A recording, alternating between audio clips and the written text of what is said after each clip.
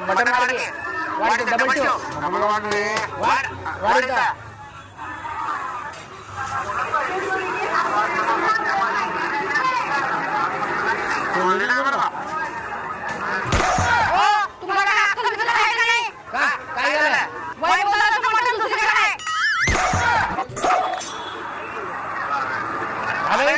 या चला जेवायला बसा चला